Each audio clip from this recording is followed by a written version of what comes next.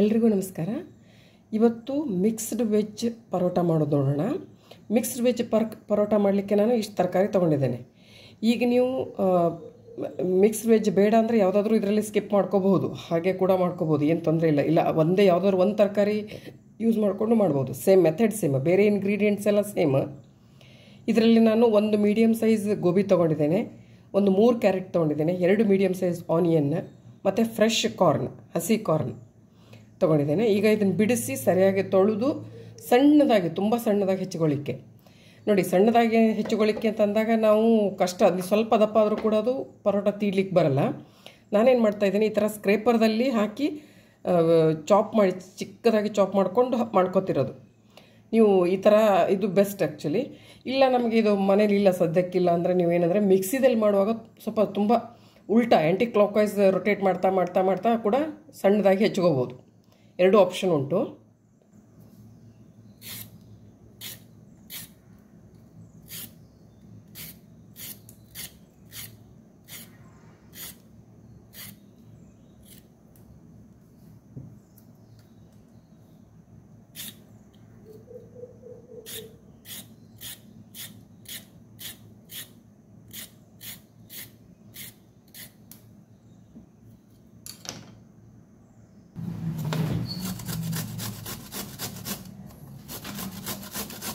ಈ ಥರ ತುರಿಯೋ ಮಣ್ಯದಲ್ಲಿ ತುರ್ಕೋತಾ ಇದ್ದೇನೆ ಇದನ್ನು, ಕ್ಯಾರೆಟನ್ನು.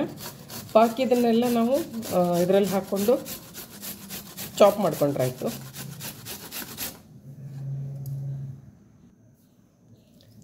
ಇದ್ರ ಮೇಲಿನೆಲ್ಲ ಜುಟ್ಟೆಲ್ಲ ತೆಗೆದು ತೊಳ್ಕೊಂಡು ನಾನು ಇದನ್ನು ಕಟ್ ಮಾಡ್ಕೊತಾ ಇದ್ದೀನಿ. ಕೈಯಿಂದ ಬಿಡಿಸ್ಕೋಬೋದು. ಫಸ್ಟಿಗೆ ಇದು ಬಿಡಿಸ್ಕೊಳ್ಳಿಕ್ಕೆ ಒಂದು ಲೈನ್ ತೆಗೆದ್ರೆ ಈಸಿಯಾಗಿ ಹೋಗ್ತದೆ.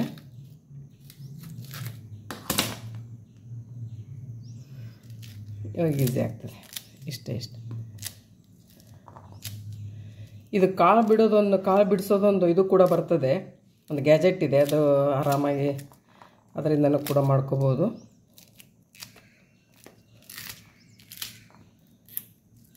ಈ ರೀತಿ ನೀಟಾಗಿ ಕಾಳು ಬಿಡಿಸ್ಕೊಂಡು ಇದನ್ನು ಕೂಡ ಸಣ್ಣದಾಗಿ ಹೆಚ್ಚಿಟ್ಕೋಬೇಕು. ಹೆಚ್ಚಿಟ್ಕೊಳ್ಳೋದಂದರೆ ಅದು ನಾನು ಹೇಳಿದ್ನಲ್ಲ, ಇದರಿಂದ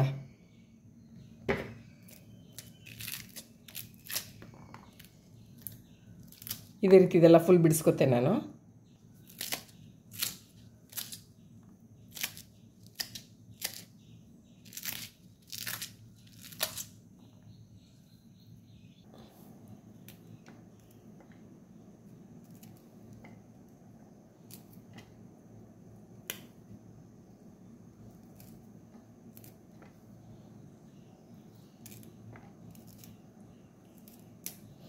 ಈ ರೀತಿ ಬಿಡಿಸಿ ಹಾಕ್ಕೊಳ್ಳಿಕ್ಕೆ ಇದು ತುಂಬ ದಪ್ಪ ಕಾಂಡ ಇರೋದನ್ನು ತೆಗೀರಿ.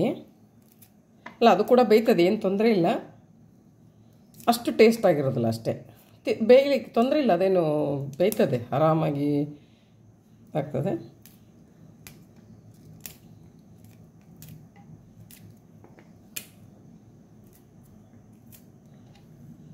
ಸೊ ಇದನ್ನು ಚಾಪರಲ್ಲಿ ಹಾಕಿ ಚಾಪ್ ಮಾಡ್ಕೊತೇನೆ ಚಿಕ್ಕದಾಗಿ.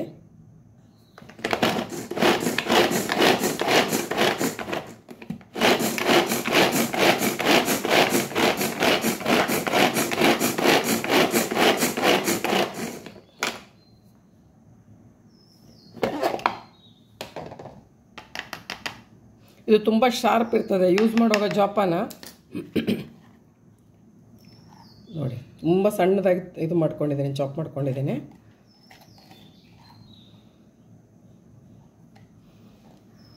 ಇದೇ ರೀತಿ ಬಾಕಿದು ಇನ್ನೊಂಚೂರು ಗೋಬಿ ಇದೆ, ಅದು ಮಾಡ್ಕೋತೇನೆ. ಮತ್ತು ಕಾರ್ನ್, ಸ್ವೀಟ್ ಕಾರ್ನ್ ಐತಲ್ಲ, ಫ್ರೆಶ್ ಸ್ವೀಟ್ ಕಾರ್ನ್, ಅದನ್ನು ಕೂಡ ಇದೇ ರೀತಿ ಚಾಪ್ ಮಾಡ್ಕೊಳ್ಳೋದು. ನಾನು ಇವಾಗ ಪನ್ನೀರ್ ಕೂಡ ಆ್ಯಡ್ ಮಾಡ್ಕೋತಾ ಇದ್ದೀನಿ. ನಿಮಗೆ ಬೇಡ ಅಂದರೆ ಯಾವುದಾದ್ರೂ ತರಕಾರಿ ಬೇಡ ಅಂದರೆ ಸ್ಕಿಪ್ ಮಾಡ್ಕೋಬೋದು. ಇದರಲ್ಲಿ ಹೇಳಿದ್ನಲ್ಲ ನಿಮಗೆ, ಬಾಕಿ ಮಸಾಲೆಗಳೆಲ್ಲ same, method same. Only vegetables ನಾನು ನಿಮಗೆ ಎಷ್ಟು ಬೇಕು, ಯಾವ್ಯಾವ ಬೇಕು ಹಾಕೋಬೋದು. ಎಲ್ಲ ಅಂದರೆ ಎಲ್ಲ ಹಾಕ್ಲಿಕ್ಕಾಗಲ್ಲ, ತುಂಬ ನೀರು ಬಿಡುವಂಥದ್ದೆಲ್ಲ ಹಾಕ್ಲಿಕ್ಕಾಗಲ್ಲ. ತುಂಬ ನೀರು ಬಿಡುವಂಥ ಮೂಲಂಗಿದೆಲ್ಲ ಮಾಡುವಾಗ ಅದರದ್ದೇ ಬೇರೆ ಮೆಥಡ್ ಇದೆ. ಅದಕ್ಕೆ ಮೂಲಂಗಿದಲ್ಲಿ ಮೂಲಂಗಿ, ಸೌತೆಕಾಯಿ ಎಲ್ಲ ಯೂಸ್ ಮಾಡುವಾಗ ಏನಾಗ್ತದೆ, ಅದು ತುಂಬ ವಾಟ್ರಿ ಇರ್ತದೆ. ಹಾಗಾಗಿ ನಾವು ಕಾಮನಾಗಿ ಯೂಸ್ ಮಾಡೋಲ್ಲ. ಕ್ಯಾರೆಟ್ ಅದೆಲ್ಲ ಸ್ವಲ್ಪ ಕಡಿಮೆ ವಾಟ್ರಿ ಇರ್ತದೆ, ತುಂಬ ಕಡಿಮೆ ಇರ್ತದೆ ಮಾಯ್ಶ್ಚರ್.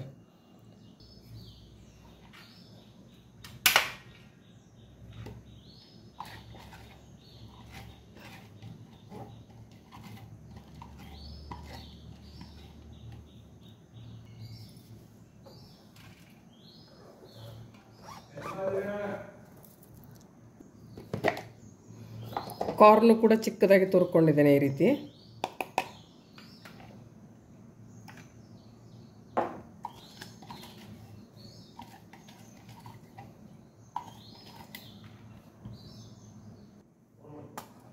ಸ್ವಲ್ಪ ಪನ್ನೀರ್ ಹಾಕ್ಕೊಂಡಿದ್ದೀನಿ. ಈಗ ನಾನು ಪನ್ನೀರ್ ಕೂಡ ತೊಗೊಂಡಿದ್ದೀನಿ. ನಿಮಗೆ ಇದ್ರ ನಾನು ಹೇಳಿದ್ನಲ್ಲ ಆಲ್ರೆಡಿ, ಯಾವುದಾದ್ರೂ ತರಕಾರಿ ನಿಮಗೆ ಇಷ್ಟ ಇಲ್ಲ ಅಥವಾ ಮನೆಯಲ್ಲಿ ಇರಲಿಲ್ಲ, ಸ್ಕಿಪ್ ಮಾಡ್ಕೋಬೋದು, ಆರಾಮಾಗಿ ಚೆನ್ನಾಗಾಗ್ತದೆ. ಇಲ್ಲ ನಮ್ಗೆ ಯಾವುದೋ ತರಕಾರಿ ತುಂಬ ಇಷ್ಟ ಇದೆ ಅಂದರೆ ಅದನ್ನೇ ಜಾಸ್ತಿ ಹಾಕ್ಕೊಳ್ಳಿ, ಏನು ತೊಂದರೆ ಇಲ್ಲ. ಫಾರ್ ಎಕ್ಸಾಂಪಲ್ ನಿಮ್ಮ ಕ್ಯಾರೆಟ್ ತುಂಬ ಇಷ್ಟ ಇತ್ತು, ಹಾಕ್ಕೊಳ್ಳಿ ಜಾಸ್ತಿ. ಕಾರ್ನ್ ಜಾಸ್ತಿ ಇಷ್ಟ ಆಗ್ತದೆ ನನಗೆ ಅಂದರೆ ಹಾಕ್ಕೊಳ್ಳಿ. ಕಾರ್ನ್ ಬೇಸಿಕಲಿ ಸ್ವಲ್ಪ ಸ್ವೀಟ್, ಅದು ಸಿಹಿ ನೇಚರ್ ಇರ್ತದೆ, ಚೆನ್ನಾಗಾಗ್ತದೆ ಇನ್ನೂ ಕೂಡ ಸಿಹಿ. ಮತ್ತು ನಾವು ಮೇಲ್ಗಡೆ ಖಾರ ಮಸಾಲೆ ಪೌಡ್ರ್ ಎಲ್ಲ ಹಾಕ್ತೀವಲ್ಲ, ಅದಕ್ಕೆ ಒಳ್ಳೆ ಟೇಸ್ಟ್ ಕೊಡ್ತದೆ. ಸೊ ಈ ರೀತಿ ನಾನು ಪನ್ನೀರು ಕೂಡ ತುರಿದಿಟ್ಕೋತೇನೆ. ನಾನು ಇವಾಗ ಇನ್ನೊಂದೇನು ಹೇಳೋದಂದರೆ, ಈಗ ಎಷ್ಟು ರೇಷೋ ಹಾಕಬೇಕು, ಯಾವುದ್ಯಾವ್ದು ಎಷ್ಟೆಷ್ಟು ರೇಷೋ ಹಾಕಬೇಕು ಅಥವಾ ಎಷ್ಟು ಕ್ವಾಂಟಿಟಿ ಹಾಕೋಬೇಕು, ಅದು ನಿಮಗೆ ಮನೆಯಲ್ಲಿ ರಿಕ್ವೈರ್ಮೆಂಟ್ ಹೇಗಿರ್ತದಲ್ಲ ಆ ರೀತಿ ನೀವು ಕ್ವಾಂಟಿಟಿ ಹೆಚ್ಚು ಕಡಿಮೆ ಮಾಡ್ಕೋಬೋದು. ಈಗ ನಾನು ಒಂದು 3 ಕ್ಯಾರೆಟ್ ತೊಗೊಂಡಿದ್ದೀನಲ್ಲ, ನಿಮಗೆ 3 ಬೇಡ, ನನಗೆ ಒಂದೇ ಸಾಕು, ಕಡಿಮೆ ಜನ ಇದ್ದೀರ ಅಂದರೆ ಒಂದೇ ಸಾಕು ಮಾಡ್ಕೊಳ್ಳಿ. ಹಾಗೆ ಕಾರ್ನ್ ಕೂಡ ಒಂದು ಫುಲ್ ಇಡೀ ಹಾಕೋಬೇಕಂತೇನಿಲ್ಲ, ಅರ್ಧ ಕಾರ್ನ್ ಹಾಕ್ಕೊಳ್ಳಿ. ಆ ರೀತಿ ಕ್ವಾಂಟಿಟಿ ಎಲ್ಲ ನಿಮಗೆ ಹೇಗೆ ಬೇಕೋ ಹಾಗೆ ವೇರಿ ಮಾಡ್ಕೊಳ್ಳಿ. ಈವನ್ ಮಸಾಲ ಪೌಡ್ರ್ ನಾನೇನು ಹಾಕ್ತೀನಲ್ಲ, ಈಗ ನನಗೆ ನಮ್ಮ ಮನೆಯಲ್ಲಿ ಸ್ವಲ್ಪ ಜಾಸ್ತಿ ತಿಂತೀವಿ ಖಾರ ಎಲ್ಲ, ಹಾಗೆ ಹಾಕ್ತೇನೆ. ನಿಮಗೆ ಕಮ್ಮಿ ಬೇಕಿದ್ರೆ ಕಮ್ಮಿ ಹಾಕ್ಕೊಳ್ಳಿ. ಸೊ ಇವಾಗ ಪನ್ನೀರ್ ತೋರಿದಾಯಿತು.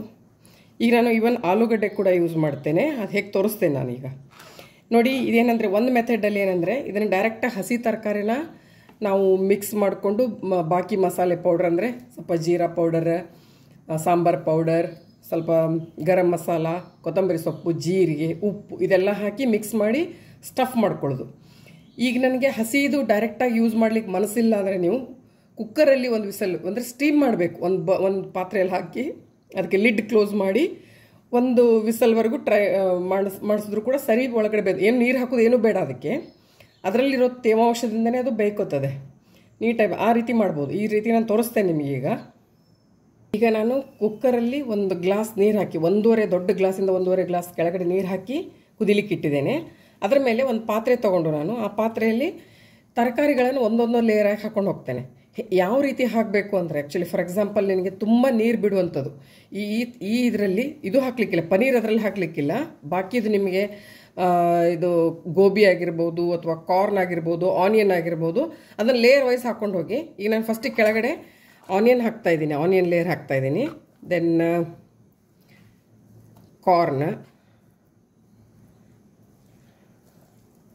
ಕಾರ್ನ್ ಲೇಯರ್ ಅಲ್ಲ, ಏನು ಎಲ್ಲ ಒಟ್ಟಿಗೆ ಮಾಡೋದು ಕೂಡ ಏನು ತೊಂದರೆ ಇಲ್ಲ, ಜಸ್ಟ್ ಹೇಳಿದೆ ನಾನು ನಿಮಗೆ.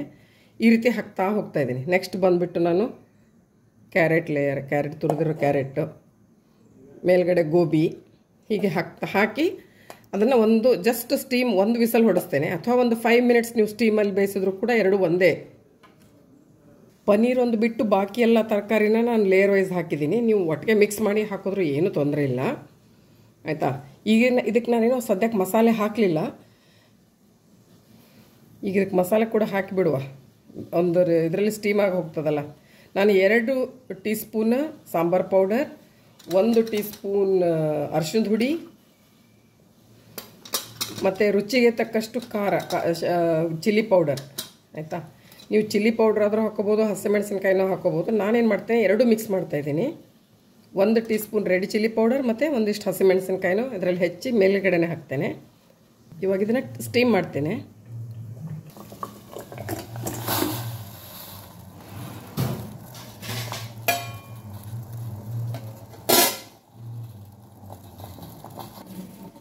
ನೀವು ಸ್ಟೀಮ್ ಅಂದರೆ ಜಸ್ಟ್ ಇದು ಕೂಡ ಹಾಕ್ಬೋದು, ಬರೀ ಒಂದು ಬೌಲ್ ಇಟ್ಟು ವಿತೌಟ್ ವಿಸಲ್ ಮಾಡ್ಬೋದು. ಇಲ್ಲಾಂದ್ರೆ ನಾನೀಗ 1 ವಿಸಲ್ ತೆಗೆದುಬಿಡ್ತೇನೆ, ನೀಟಾಗೆಲ್ಲ ಬೆಂದೋಗ್ತದೆ.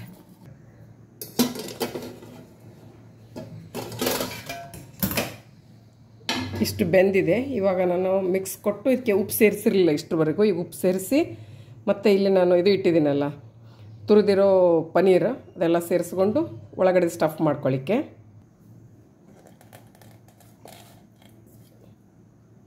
ಬಿಸಿ ಇದೆ ತುಂಬ. ಏನು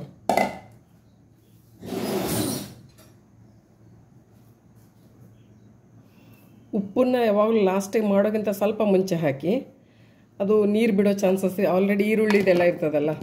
ಸೊ ಸೌತೆಕಾಯಿ ಈರುಳ್ಳಿದೆಲ್ಲ ಇದ್ದಾಗ ಉಪ್ಪು ಲಾಸ್ಟಿಗೆ ಮಾಡೋಕ್ಕಿಂತ ಸ್ವಲ್ಪ ಮುಂಚೆ ಹಾಕಲಿಕ್ಕೆ.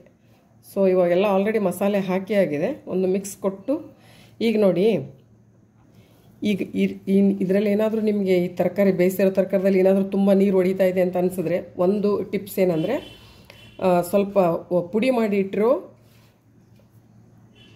ಪುಟಾಣಿ ಪುಡಿನ ಸೇರಿಸ್ಕೊಳ್ಳಿಕ್ಕೆ 2 ಟೇಬಲ್ ಸ್ಪೂನ್ ಪುಟಾಣಿ ಪುಡಿನ ಪುಡಿ ಮಾಡ್ಕೊಂಡು ಇದರಲ್ಲಿ ಸೇರಿಸ್ಕೊಂಡ್ರೆ ಅದು ಕರೆಕ್ಟಾಗಿ ಸ್ಟಫ್ ಕರೆಕ್ಟ್ ಆಗ್ತದೆ. ಅಂದರೆ ನೀರು ಇದರಲ್ಲಿ ವೆಟ್ ತುಂಬ ಇದ್ದಾಗ ಅದು ಮಾಡ್ಕೋಬೋದು, ಆಯಿತಾ.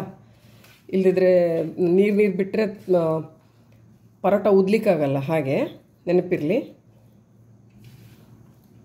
ಈಗ ನಾನು ಅಷ್ಟೇ ಮಾಡ್ತೇನೆ. ಒಂದು 2 ಟೇಬಲ್ ಸ್ಪೂನ್ ಅಥವಾ ಇಷ್ಟು ಕ್ವಾಂಟಿಟಿಗೆ ಒಂದು 3 ಟೇಬಲ್ ಸ್ಪೂನ್ ಬೇಕಾಗ್ಬೋದು ನನ್ನ ಪ್ರಕಾರ. ಸೊ ಅದನ್ನು ತೊಗೊಂಡು ಇದಕ್ಕೆ ಪುಡಿ ಮಾಡಿ ಮಿಕ್ಸ್ ಮಾಡ್ಕೊತೇನೆ. ಸರಿಯಾಗಿ ಪುಡಿ ಮಾಡಿಕೊಂಡು, ಪುಡಿನ ಮತ್ತು ಕಾಳು ಇರಬಾರ್ದು, ನೆನಪಿರಲಿ. ಸರಿ ಪುಡಿ ಮಾಡಿಕೊಂಡು ಸೇರಿಸ್ಕೊಳ್ಳಿಕ್ಕೆ.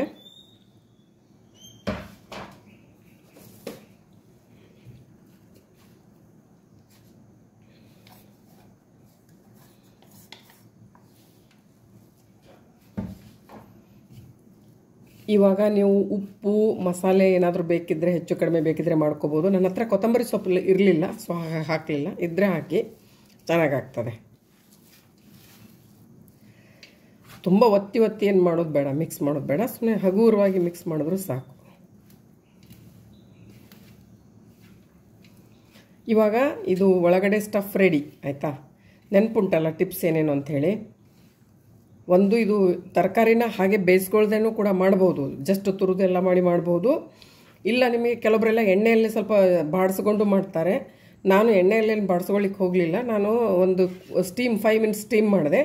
ಸ್ಟೀಮ್ ಮಾಡಿದ್ಮೇಲೆ ನನಗೆ ಸ್ವಲ್ಪ ಇದು ನೀರಿನ ಅಂಶ ಬಿಡೋದ್ರಿಂದ ಗಟ್ಟಿ ಬೇಕಾದಾಗ ನಾನು ಒಂದು 2-3 ಟೇಬಲ್ ಸ್ಪೂನ್ ನಾನು ಇದಕ್ಕೆ ಪುಟಾಣಿ ಹಿಟ್ಟಿನ ಪುಡಿ ಮಿಕ್ಸ್ ಮಾಡ್ಕೊಂಡಿದ್ದೇನೆ. ಪುಟಾಣಿ ಹಿಟ್ಟು ಯಾಕೆ ಕಡಲೆ ಹಿಟ್ಟು ಯಾಕಲ್ಲ ಅಂದರೆ, ಕಡಲೆ ಹಿಟ್ಟು ಅದರದ್ದೇನು ಹಸಿ ಇರ್ತದೆ, ಪುಟಾಣಿ ಆಲ್ರೆಡಿ ಹುರಿದಿರೋದ್ರಿಂದ ಅದೇನು ಆಲ್ಮೋಸ್ಟ್ ಬೆಂದಂಗೆ ಅದು ಆ್ಯಕ್ಚುಲಿ, ಹಾಗೆ. ಸೊ ಇವಾಗ ನಾನು ಉಪ್ಪು ಅದೆಲ್ಲ ಟೇಸ್ಟ್ ನೋಡಿದೆ, ಸರಿಯಾಗಿದೆ. ಇವಾಗ ಪರೋಟ ಮಾಡಲಿಕ್ಕೆ ಹಿಟ್ಟು ಐತಲ್ಲ, ಚಪಾತಿ ಹಿಟ್ಟು ಏನು ಹಾಕ್ತೀವಲ್ಲ, ಸೇಮ್ ಅದೇ ಹಿಟ್ಟೇ ಯೂಸ್ ಮಾಡೋದು ಇದಕ್ಕೆ, ಮೇಲ್ಗಡೆ ಕಣಕ. ಸೊ ಹಾಗಾಗಿ ಆಲ್ರೆಡಿ ಹಿಟ್ಟು ನಾನು ನಾದಿ ಇಟ್ಟಿದ್ದೇನೆ. ಚಪಾತಿ ಪರೋಟ ಮಾಡೋದು ತೋರಿಸ್ತೇನೆ ಇವಾಗ ನಾನು ಹೆಂಚು ಕಾಯ್ಲಿಕ್ಕೆ ಇಟ್ಟಿದ್ದೇನೆ ಗ್ಯಾಸ್ ಮೇಲೆ. ಸೊ ಒಂದು ದೊಡ್ಡ ನಿಂಬೆಹಣ್ಣು ಗಾತ್ರದ್ದು ಹಿಟ್ಟು ತಗೊಂಡು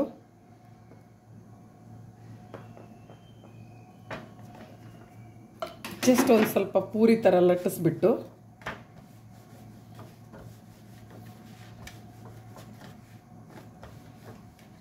ಇವಾಗ ಇದ್ರ ಒಳಗಡೆ ಸ್ಟಫ್ ತುಂಬಲಿಕ್ಕೆ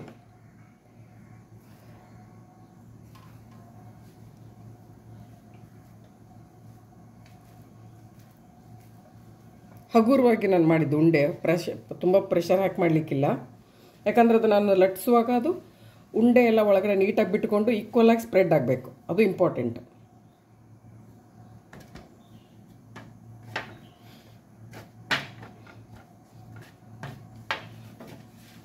ಹಗುರವಾಗಿ ತೀಡಿ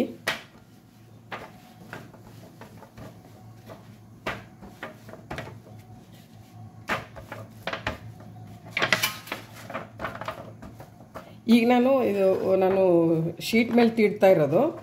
ನಿಮ್ಮ ಹತ್ರ ಇದು ಇಲ್ಲದೆ ಹೋದರೆ ಬಟರ್ ಪೇಪರ್ದಲ್ಲಿ ಮಾಡಿ, ಇಲ್ಲ ಅದನ್ನು ಇಲ್ಲಾಂದ್ರೆ ಹಾಗೆ ಕೂಡ ಮಾಡ್ಕೋಬೋದು. ನೀವು ಡೈರೆಕ್ಟಾಗಿ ಸ್ವಲ್ಪ ಹಿಟ್ಟು ಹಾಕ್ಕೊಂಡು ಮಾಡಿಕೊಂಡು ಕೈಯಿಂದನೇ ಎತ್ತಿ ಹಾಕ್ಬೋದು, ಏನು ತೊಂದರೆ ಇಲ್ಲ. ಸೊ ಸ್ವಲ್ಪ ನೋಡಲಿಕ್ಕೂ ಚೆಂದ ಕಾಣಬೇಕು, ಈಕ್ವಲ್ ಆಗಿ ನೋಡಿ. ಇದೆಲ್ಲ ಗೊತ್ತಾಗ್ತದೆ, ಈಕ್ವಲ್ ಆಗಿ ಎಲ್ಲ ಕಡೆ ತರಕಾರಿ ಹೋಗಿದೆ ಅಂತ ಕಾಣಿಸ್ತದೆ ಇಲ್ಲಿ ಮೇಲ್ಗಡೆಯಿಂದ. ಸೊ ಇವಾಗ ತವೆಗೆ ಹಾಕಲಿಕ್ಕೆ ಈಗ ನೋಡಿ ತವೆ ಕಾಯ್ದಿದೆ, ಮೇಲ್ಗಡೆಯಿಂದ ನೋಡುವಾಗ ಗೊತ್ತಾಗ್ತದೆ.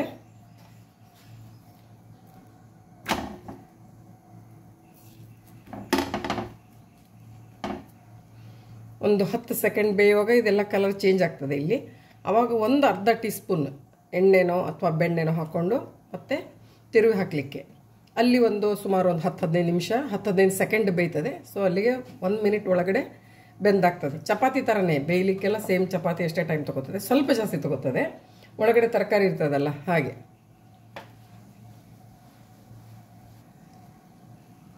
ಇವಾಗ ನಾನು ಒಂದು ಅರ್ಧ ಟೀ ಸ್ಪೂನ್, ಇಲ್ಲಿ ಅದೇ ಹೇಳಿದ್ನಲ್ಲ, ಇದು ಮೇಲ್ಗಡೆ ಬೇಯುವಾಗ ಪರೋಟ ಯೂಶಲಿ ಎಣ್ಣೆನೋ ಬೆಣ್ಣೆನೋ ಹಾಕ್ತಾರೆ. ನಿಮಗೆ ಇಷ್ಟ ಇಲ್ಲ, ನಾವು ತುಂಬ ಡಯಟಲ್ಲಿದ್ದೀವಿ, ಹೆಲ್ತ್ ಕಾನ್ಷಿಯಸ್ ತುಂಬ ಇದ್ದಿದ್ದವರು ನೀವು ಸ್ಕಿಪ್ ಮಾಡ್ಕೋಬೋದು. ಎಣ್ಣೆ ಕೂಡ ಏನು ತೊಂದರೆ ಇಲ್ಲ, ಹಾಗೆ ಕೂಡ ಡ್ರೈ ಕೂಡ ಬೇಯಿಸ್ಕೋಬೋದು. ಇವಾಗ ಬೆಂದಿದೆ ನೋಡಿ ಈ ಸೈಡ್. ನಾನು ಇಲ್ಲಿ ತಿರುವು ಹಾಕಿ ಇದೊಂದು 15 ಸೆಕೆಂಡ್,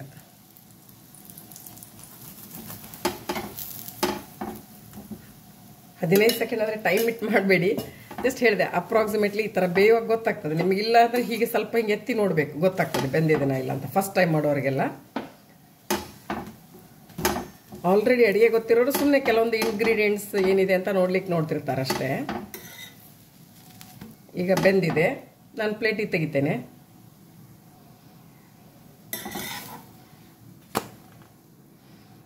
ಇಷ್ಟು ಚಂದ ಬಂದಿದೆ. ಇನ್ನೊಂದು ಮಾಡೋದು ತೋರಿಸ್ತೇನೆ ನೋಡಿ. ಚಪಾತಿ ಹಿಟ್ಟು, ಸೇಮ್ ಚಪಾತಿ ಹಿಟ್ಟದಲ್ಲ, ಚಪಾತಿ ಹಿಟ್ಟೇ ತೊಗೊಂಡಿರೋದು ನಾನು. ಒಂಚೂರು ಹಿಟ್ಟು ಉದುರಿಸ್ಕೊತೇನೆ. ಅಲ್ಲ, ಬರೀ ಎಣ್ಣೆ ಹಾಕ್ಕೊಂಡು ಕೂಡ ಮಾಡ್ಬೋದು, ಬಟ್ ನಾನಿವಾಗ ಒಂದು ಪೂರಿ ಹದಕ್ಕೆ ಮಾಡಿಕೊಂಡು, ಸೇಮ್ ಎಷ್ಟು ಕಣಕ ಇರ್ತದಲ್ಲ ಅದೇ ಸೈಜದ್ದು ಉಂಡಿ ಒಳಗಡೆ ಸ್ಟಫ್ ತೊಗೋಬೇಕು. ಅಲ್ಲ, ನೀವು ಹೆಚ್ಚು ಕಡಿಮೆ ಮಾಡ್ಕೋಬೋದು, ಯೂಶ್ವಲಿ ಮಾಡೋ ಮೆಥಡ್ ಹೇಳ್ತಾ ಇರೋದು ನಾನು. ಸೊ ಇದ್ರದ್ದು ಕರೆಕ್ಟಾಗಿ ಕ್ಲೋಸ್ ಮಾಡಬೇಕು, ಇದು ಭಾರಿ ಇಂಪಾರ್ಟೆಂಟ್. ಬಿಟ್ಕೊಂಡ್ಬಿಟ್ರೆ ಆಮೇಲೆ ಅದು ಸರಿ ನೀವು ನಾದಲಿಕ್ಕೆ ತೀಡ್ಲಿಕ್ಕೆ ಆಗಲ್ಲ ಪರೋಟನ. ಸ್ವಲ್ಪ ಕೈಯಿಂದ ಒಂದು ಕಡೆ ನೀಟಾಗಿ ಸ್ಪ್ರೆಡ್ ಮಾಡಿಕೊಂಡು ತೀಡ್ಲಿಕ್ಕೆ.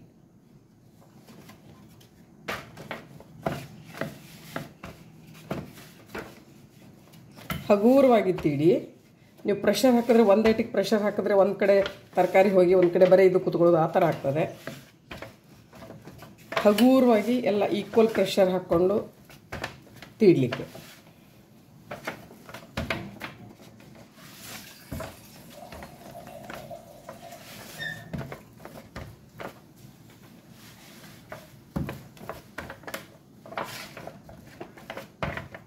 ಸರಿಯಾಗಿದೆ. ಇವಾಗ ತವೆಗೆ ಹಾಕಲಿಕ್ಕೆ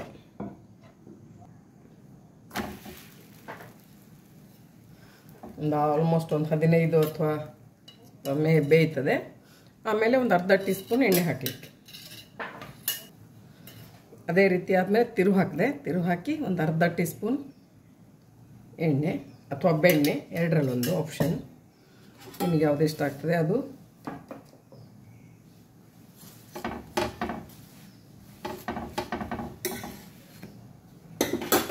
ತುಂಬ ಹೈ ಫ್ಲೇಮ್ ಅಲ್ಲ, ತುಂಬ ಲೋ ಫ್ಲೇಮ್ ಅಲ್ಲ, ಮೀಡಿಯಮ್ ಫ್ಲೇಮ್ದಲ್ಲಿ ಇದನ್ನು ಬೇಯಿಸಬೇಕು ತವೆಯಲ್ಲಿ. ನಾನು ಯೂಸ್ ಮಾಡ್ತಿರೋದೆಲ್ಲ ಕೆಬ್ಬಣದ್ದು, ಅಂದರೆ ಕಾಸ್ಟ್ ಐರನ್ ತವೆಯಲ್ಲಿ. ಇದು ರೈಟ್ ನಾವು ಯೂಸ್ ಮಾಡ್ತಿರೋದು ಹೋಳಿಗೆ ತವೆ. ಆ್ಯಕ್ಚುಲಿ ನಾನು ಮನೆಯಲ್ಲಿ ನಾನ್ ಸ್ಟಿಕ್ ಈಗ ಆಲ್ಮೋಸ್ಟ್ ಬಿಟ್ಟಿದ್ದೀನಿ. ಒಂದು ಎಮರ್ಜೆನ್ಸಿಗೆ ಇಟ್ಟಿರ್ತೇನೆ, ಇನ್ ಕೇಸ್ ಏನಾದರೂ ತುಂಬ ಜನ ಬಂದಾಗ ನನಗೆ ಅವಸರದಲ್ಲಿ ಇದರಲ್ಲೆಲ್ಲ ಮಾಡಲಿಕ್ಕಾಗಲ್ಲ ಅಂಥೇಳಿ. ಸೊ ಆದಷ್ಟು ಅವಾಯ್ಡ್ ಮಾಡಿ ನಾನ್ ಸ್ಟಿಕ್. ಅದರಲ್ಲಿ ಏನೋ ಹೇಳ್ತಾರೆ ಗೊತ್ತಿಲ್ಲ, ತುಂಬ ಹೆಲ್ತ್ ಇಶ್ಯೂಸ್ ಆಗ್ತದೆ ಅದು ಇದು ಅಂತ ಹೇಳುವಾಗ ಸ್ವಲ್ಪ ಒಂಚೂರು ಭಯ ಆಗ್ತದೆ.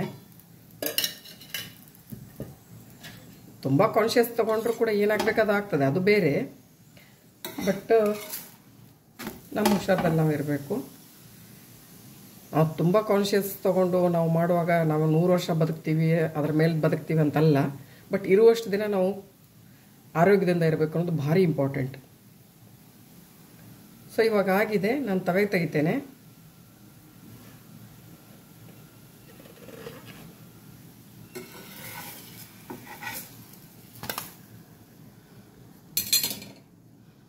ಇದನ್ನು ನಾವು ಬೆಣ್ಣೆ ಅಥವಾ ಮೊಸರು ಇಲ್ಲ ಉಪ್ಪಿನಕಾಯಿ ಅಥವಾ ಯಾವುದಾದ್ರೂ ತರಕಾರಿ ಪಲ್ಯ ಜೊತೆಗೆ ನೀವು ತಿನ್ನಬೇಕು ಅನ್ಸಿದ್ರೆ ತಿನ್ಬೋದು, ಇಲ್ಲ ಹಾಗೆ ಕೂಡ ತಿನ್ಬೋದು. ಈಗ ಮಿಕ್ಸ್ಡ್ ವೆಜ್ ಪರೋಟ ರೆಡಿಯಾಗಿದೆ. ನೀವು ಟ್ರೈ ಮಾಡಿ, ನನಗೆ ಕಮೆಂಟ್ಸ್ ಕಾಂಪ್ಲಿಮೆಂಟ್ಸ್ ಹಾಕೋದು ಮರಿಬೇಡಿ. ಇನ್ ಕೇಸ್ ಸಬ್ಸ್ಕ್ರೈಬ್ ಆಗಿರದೆ ಹೋದರೆ ನನ್ನ ಚಾನಲ್ಗೆ ಸಬ್ಸ್ಕ್ರೈಬ್ ಆಗಿ. ಇಷ್ಟೆಲ್ಲ ನೋಡಿರುವಾಗ ನಿಮಗೆ ಯಾವುದೋ ಒಂದು ಪಾಯಿಂಟ್, ಒಂದು ಟಿಪ್ಸ್ ಲೈಕ್ ಆಗಿರ್ಬೋದು, ಅದಕ್ಕೆ ಒಂದು ಲೈಕ್ ಕೊಡಿ. Thank you so much.